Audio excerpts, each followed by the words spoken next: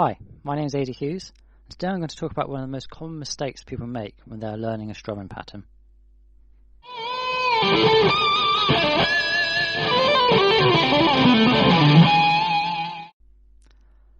So welcome to the channel. If you're new, please go and hit the subscribe button.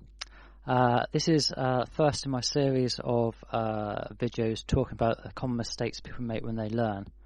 I've been teaching guitar for over 10 years and I see these things all the time, so hopefully I can help prevent you from making these same mistakes.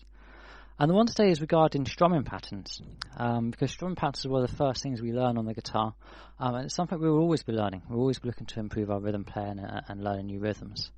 But there's a certain way that you can do it that will help you progress quicker and become more musically aware. And there's ways which might work in the short term but probably aren't the best for the long term. So the mistake I'm going to talk about today is considering a strumming pattern to simply be a series of down and up strokes. So I'm going to use an example today. I'm going to use probably the most common strumming pattern you're likely to come across, which if I just use down and up strokes to describe it, would be down, down, up, up, down, up. Now the big problem with that is that doesn't give you any musical context as to what that actually means. So if you were, well, certainly if you're new to the instrument, that means absolutely nothing. You're probably going to sit there and sort of down, down, up, down, up, and really struggle to find any particular rhythm with it. What we need to do is give our rhythm some sort of musical context. And the way I recommend to do it is to learn how to count music and assign that count to the way you play rhythm. So my strumming pattern I'm going to use for demonstration, which is down, down, up, up, down, up. Rather than calling it that, what I'm going to do is I'm going to call it 1, 2, and 4 and. So by me giving you that description, I'm giving you quite a lot of information there.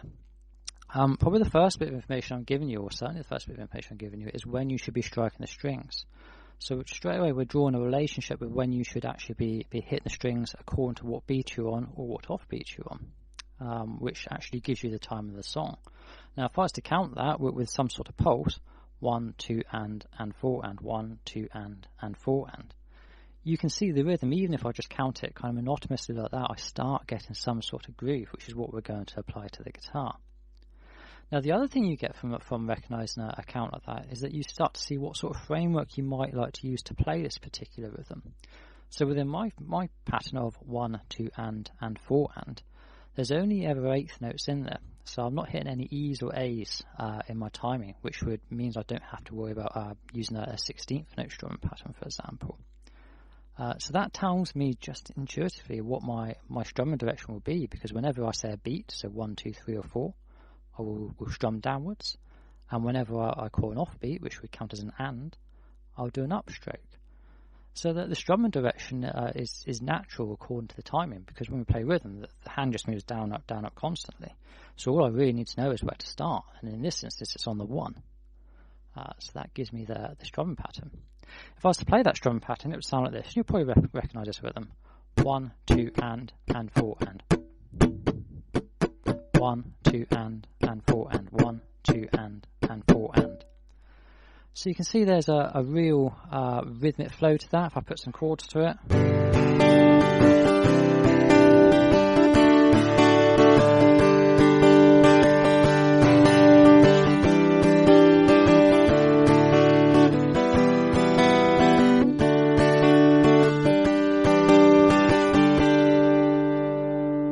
See, that's probably something you've heard many a times, and it's all natural, it all fits, because all I'm doing in my head is just counting that timing.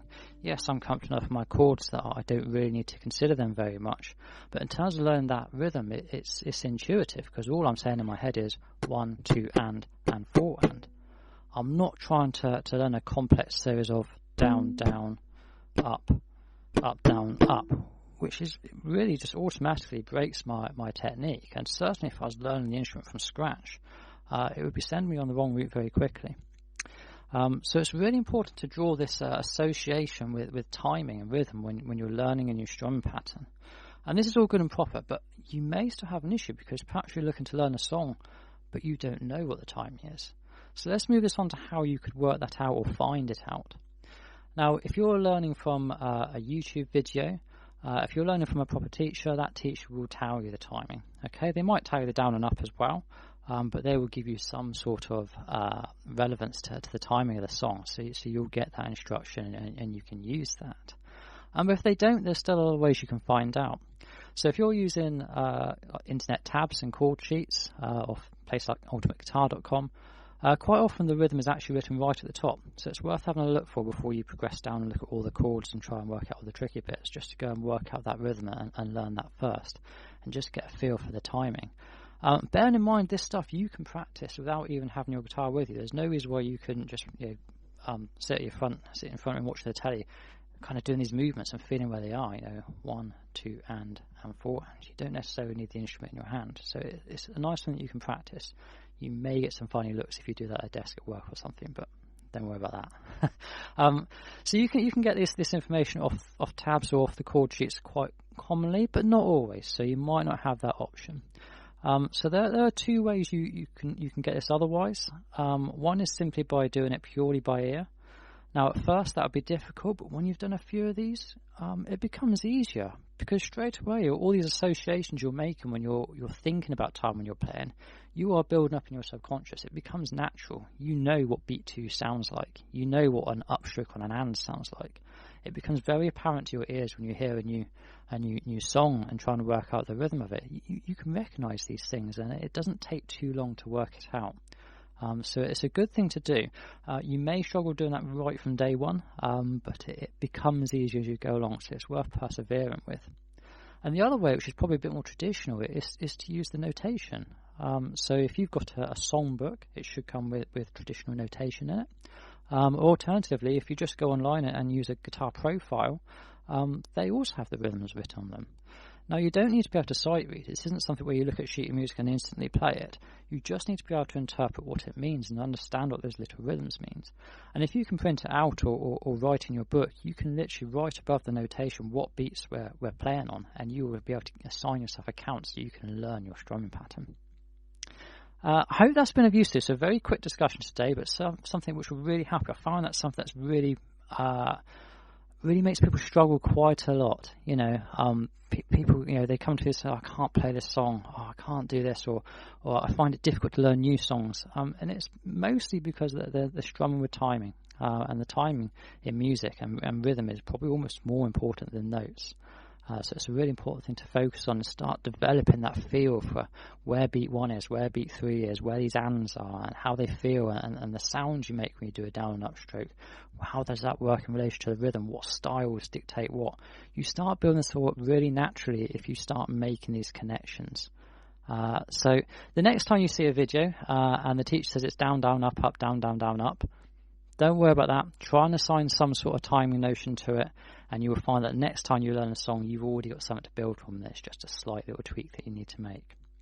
I will see you soon. Thank you very much for watching. If you have any associated tips, please leave them in the comments below. Hit the like button, hit the subscribe. I'll see you soon. Thanks very much.